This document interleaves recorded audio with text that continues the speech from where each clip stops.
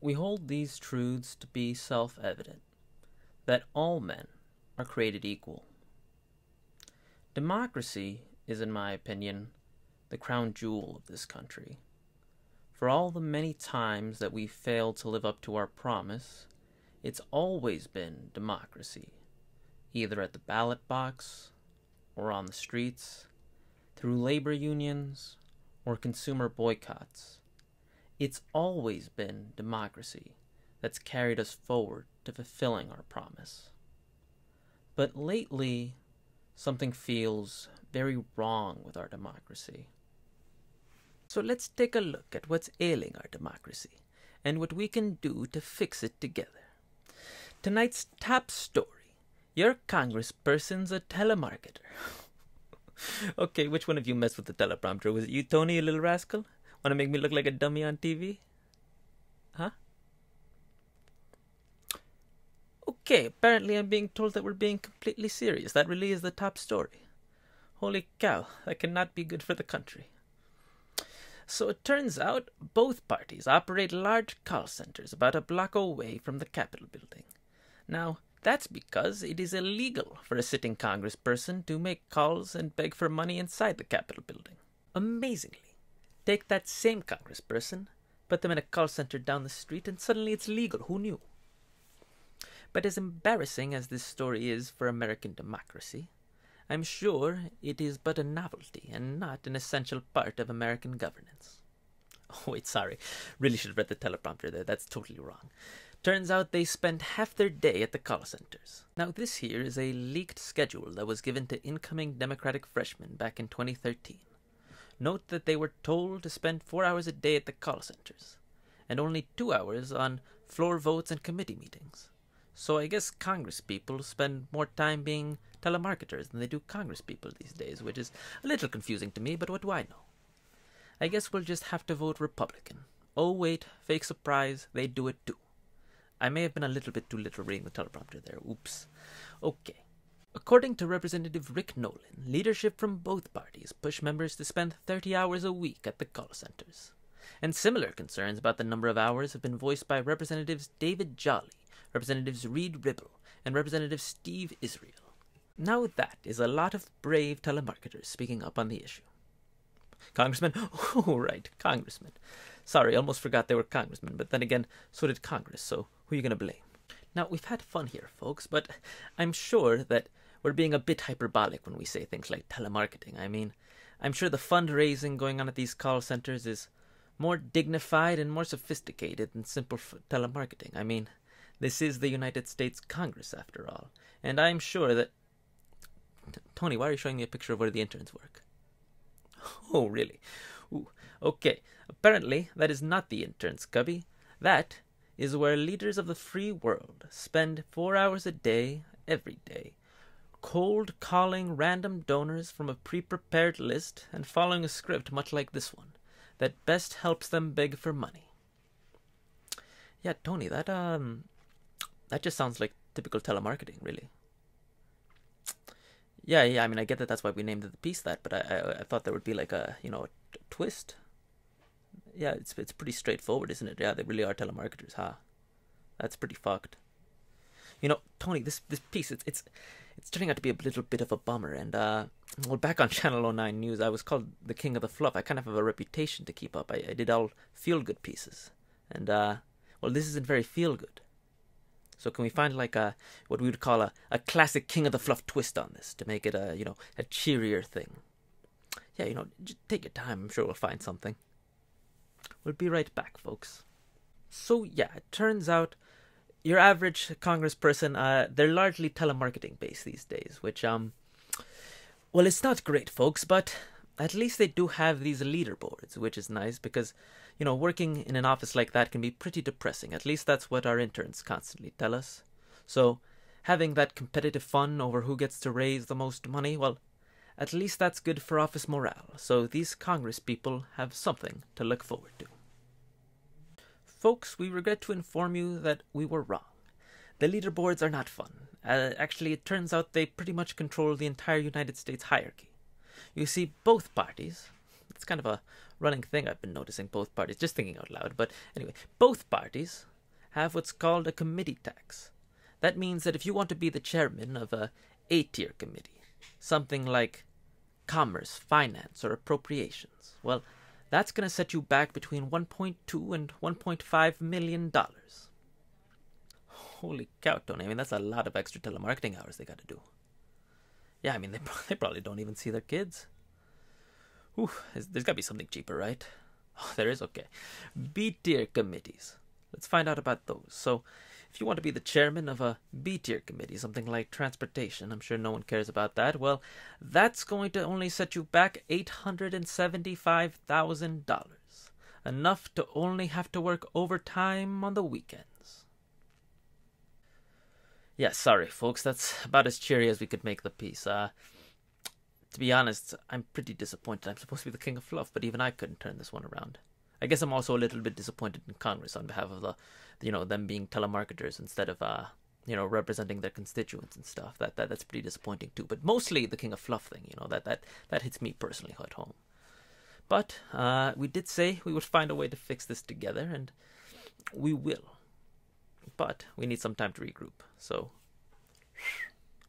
If you are just joining us, earlier in the program we had to unfortunately inform you that your congressperson is most likely a telemarketer. Sadly, it appears that our elections have gotten so expensive that sitting members of Congress have been reduced to cold-calling donors and begging them for cash in a call center for 30 hours a week. And it turns out the better you are at that part of your job, at raising money from rich people and rising the leaderboards, well, the more likely you are to advance in the Congress. But just because Congress has become so dependent on large sums of money that they are mostly at this point part or full-time telemarketers, does not mean that all is lost. Thankfully, our founders, in their infinite wisdom, separated this country into 3 separate but equal branches of government. Now one of those branches has fallen to the telemarketers. Hopefully, the other 2 branches are telemarketer-free. First, we look to the White House. That's how much presidential races cost these days? Yeah, they probably have an army of telemarketers. Cut it, Tony, cut it. Next, we look to the courts.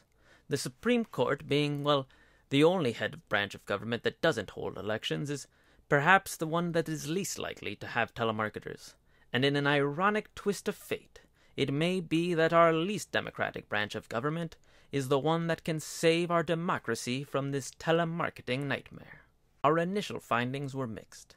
In the 1976 case of Buckley v. Vallejo, the court upheld our campaign finance laws that limited how much any individual could contribute to a candidate or outside group like a political action committee, or PAC for short. Hi, it's me from 3 minutes into the future of this video. Pay attention to that PAC thing because, spoiler alert, it comes back. Now, the court upheld those laws because they thought they enhanced the integrity of our system of representative democracy by guarding against unscrupulous practices. Now, I don't know about you folks, but I think everyone in Congress being so dependent on large sums of money that they are forced to become telemarketers might be the kind of unscrupulous practices the court's talking about here. Unfortunately, the courts did overturn the part of our campaign finance law that set strict limits on how much a candidate could spend on an election, that effectively put a cap on how expensive our elections could get.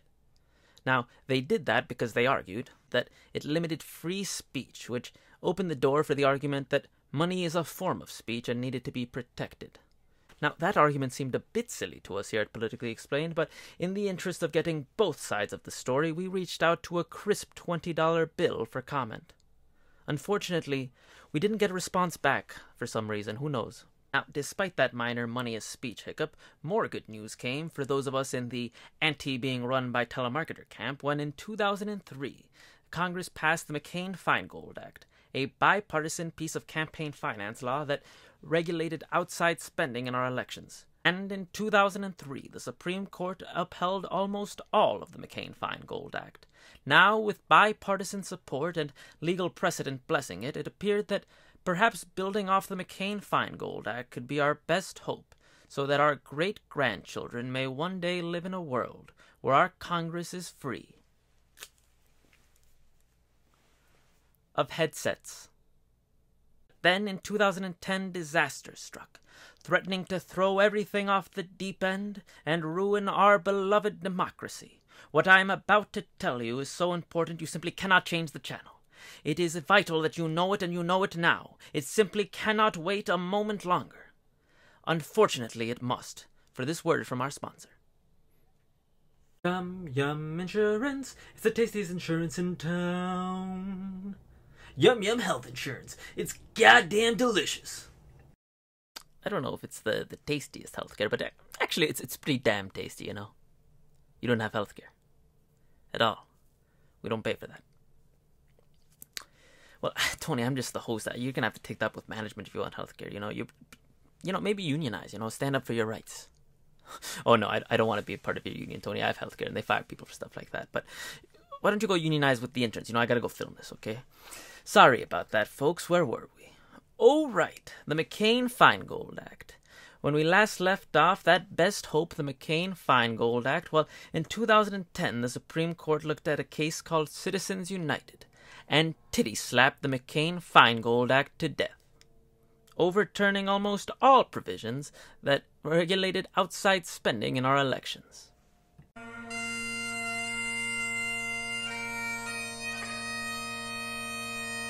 Worse yet, the case expanded money's protection as speech, where Buckley v. Vallejo had upheld limits on how much an individual could contribute to outside groups such as political action committees. Citizens United, in a subsequent case from later that same year, led to the creation of so-called super PACs. Their superpower? Being able to raise unlimited sums of money from billionaires and corporations. Their arch-rival, any politician who dare go against their interest or the interest of their large donors. The end result, a Congress that is better equipped to work in customer service than on fixing the country's problems. Now, it's important to note that even before Citizens United, telemarketing existed in Congress. You see, it used to be but a simple hobby, though, of 1 hour a day. Now it's 4. And as our elections keep getting more expensive, that number is likely to rise. But perhaps the most concerning part in all of this is that all those telemarketing hours, they're on the better regulated side of money and politics. You see, there are limits on how much an individual or corporations can donate to a campaign. At best, the most a congressperson can make with a single call is $2,800. Now, that's probably a great day for him. He probably goes around and high-fives everyone at the call center, Maybe even tops the leaderboard that day. But a super PAC? Well, they could potentially raise an entire month's worth of telemarketing in a single hour with a single check from a single donor. So all those congressmen toiling away at the call center in their little cubicles, making their calls and reading their lists, well, they're not just doing that because they're worried that they might be outspent by another candidate. They're worried that a super PAC might choose to spend tens of millions of dollars in negative campaign ads against them. And so to weather such a storm, the only solution is to have a humongous sum of money of your own to defend yourself with. Or, as Representative Reed Ribble puts it. And some of this is the result of Citizens United, the Supreme Court decision that opened up really corporate dollars into the system.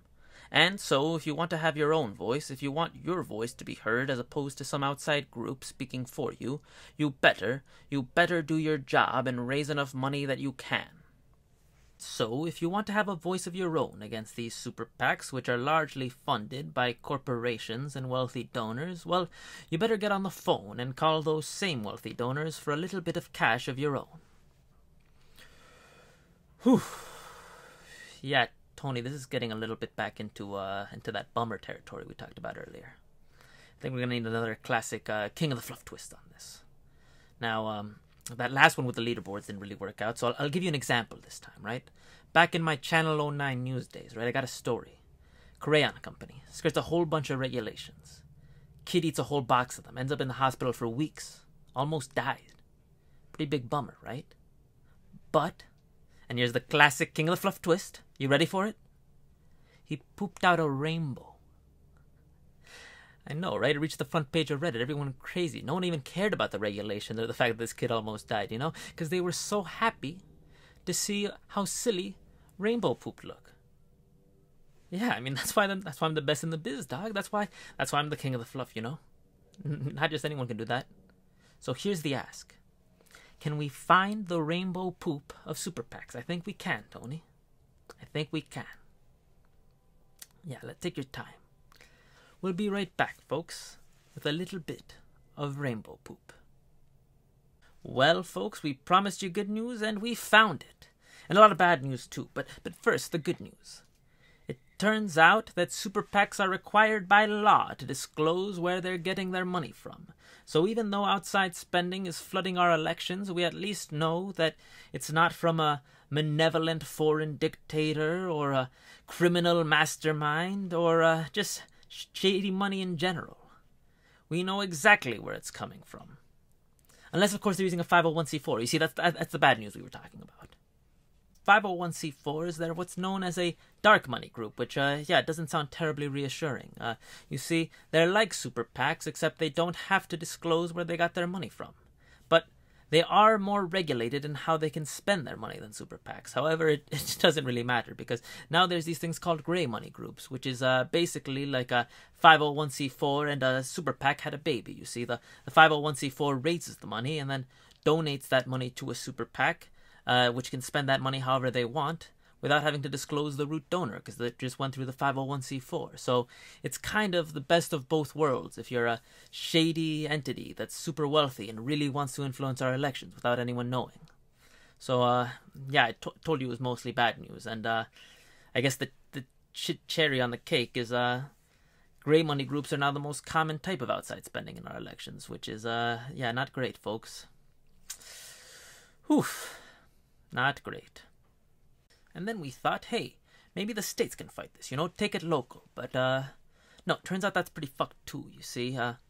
This Montana Supreme Court upheld a law which limited corporate contributions, but then the United States Supreme Court kind of poo-pooed that one too. And then Arizona thought, hey, well, if we can't limit corporate donations, at least maybe we can give an incentive to people who don't take corporate donations and, give them public funds. So it might be possible to hold public office without being a telemarketer. But then the Supreme Court said, no, you dumb idiots, go back and make some calls. So, turns out the whole thing's pretty much fucked from top to bottom. But, we did promise that we would find a way to fix this together.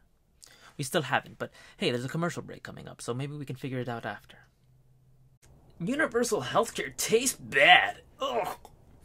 Europe, Japan, Egypt, and a whole bunch more may have healthcare for all their citizens. But do they have Cool Doritos ranch-flavored healthcare? No. Vote no on universal healthcare. This message is paid for by the Yum Yum Health Insurance Super PAC, 501c4 LLC Swiss Bank Account Hybrid PAC. Tony, sometimes I think maybe I was wrong to do that poop piece, Maybe I should have held the crayon companies more accountable, for skirting all those regulations and making their crayons crazy toxic and almost killing a kid, Put their feet to the fire. But, we were just getting so much sweet ad revenue with that story, and it got so many damn clicks. I thought we were doing the right thing, It's, sometimes I stay up at night and I wonder, maybe there's more to journalism than just maximizing ad revenue and maximizing shareholder profits for the conglomerates that own us. I know, it's crazy, I know. But I just get these ideas sometimes, like maybe journalism's about, the truth and fighting for the little guy. I know, and maybe unicorns are real, right? I know it sounds ridiculous, but I guess it's just an impossible dream of mine, Oh, we're filming. Sorry about that, folks. It's embarrassing. I was having a heart-to-heart with my cameraman, Tony, here. Okay. Give us a second, okay, because I got a little emotional. But we'll be right back. Sorry about that, folks, but we're back. Well, we looked into it, and it turns out this is not the first time in history where the rich have gained an undue amount of influence over the government. Apparently it happens all the time. Who knew? But it also happens all the time that people have organized and taken back that influence. So what can we do to gain back our influence and free our congresspeople from their telemarketing fate? Let's find out. This time for real. We were going to tell you to call your congressperson, but they're probably busy spam calling their donors, so the line might be busy. And it seems like every part of our government is either incredibly dependent on big donor money, incredibly terrified of even bigger donor-funded super PACs, or the ones that are making the government dependent on the big money in the first place. So, yeah, it's all fucked. And, well, for the private sector, they're kind of the ones bankrolling the whole operation, so I don't think we're going to get much help there. So that just leaves, well, you, the viewer at home. So what can you, the beautiful viewer back home, do to save our beloved democracy? Well, there's a growing group of people in Congress who, get this, aren't telemarketers. These trailblazers are what's known as grassroots-funded candidates. They rely on small-time donors like you and me. And they're a small but growing group, and they need our support to keep on growing. Perhaps we could make it a litmus test in our respective primaries of our respective parties to only vote for candidates and support candidates that are grassroots funded and not telemarketers, because that seems like a fairly reasonable request to have of a candidate. Now, we just had our election, so unfortunately most of that advice won't be applicable until the 2022 midterms. However, there is one special election that's still ongoing in Ohio's 11th district, and State Senator Nina Turner is running as one of those grassroots-funded candidates we just talked about. So perhaps take a look at her and consider supporting her either with a donation or a vote if you happen to be in Ohio's 11th district, because frankly, we need more fighters and fewer telemarketers in Congress, at least in my opinion. There's also a bill making its way through Congress right now called the For the People Act, which has all sorts of goodies, like automatic voter registration and an end to partisan gerrymandering. But for our purposes, it also has a provision which would match small-time donations 6-1, which means that if you were to donate $20, that candidate would also get public funds matching it at 6 times that. What, Tony, help me out here. $120. Now, that would make it a lot more feasible to be a grassroots-funded candidate as opposed to, a telemarketer, which, I think would help a lot. Now, that bill has actually already passed the House, but unfortunately it's been sent to the Senate, where it faces very steep odds, and it's getting very little attention. Perhaps we could at least raise awareness for it, so either way, people know who supports democracy and who supports keeping the status quo of everyone being telemarketers, because frankly, this is not about party, it's about patriotism. The country is in deep shit, and it needs help, and this bill would do a lot to help it. Now, we tried to look for campaigns that were actively organizing around this, but we couldn't find any. If you know of any, please post it in the comments down below, because we'd love to hear about it. Lastly, perhaps people could build out labor unions in their workplace, because in addition to being a sort of workplace democracy in their own right and having all sorts of perks for workers, labor unions used to be the financial backbone of the Democratic Party, meaning that instead of being in the pocket of big money donors, they were in the pocket of, well, workers like you and me, which is, in my opinion, pretty good and much better. Now, I'd love to get rid of big money in general, but as long as big money is in our elections, at least labor unions could provide a source of financial backing that is sufficient to actually win elections and is not just corporate interests. Now, we here at Politically Explained can't actually lead these changes, but we hope to at least provide some insight into these political issues that are facing our country, and point all of you in a hopefully constructive direction for how we could start to resolve some of these issues. Now, if you like what you've seen today, please consider subscribing and sharing this video with your friends. And if you have your own ideas for how we could start to solve these issues, please post them in the comments down below so we can continue this discussion even further. Now, lastly, unlike Congress, we here at Politically Explained have a bit too much dignity to go into a call center and beg for money, but we do have bills to pay, so if you would consider potentially donating to our Patreon, that would be great. You get all sorts of fun perks, like getting your name on the scrolly wheel. Look at how much fun they're having. Woo! Woo! It's a great time. Great time. Now, next time, we'll take a look at the Democratic Party and how they actually used to be way cooler and fight for the working class and stuff, which is crazy, because that's not the Democratic Party I know, but hopefully they can be badass again, because, frankly, the country's pretty fucked, and we need a party with actual guts to fight to fix it. So, we'll take a look at that next time on Politically Explained. I've been your host, Cronker Waltright. Now, if you'll excuse me, Tony has unionized with the interns and is threatening to shut down production, so I gotta go tend to that. Okay, Tony, let's go get you some healthcare.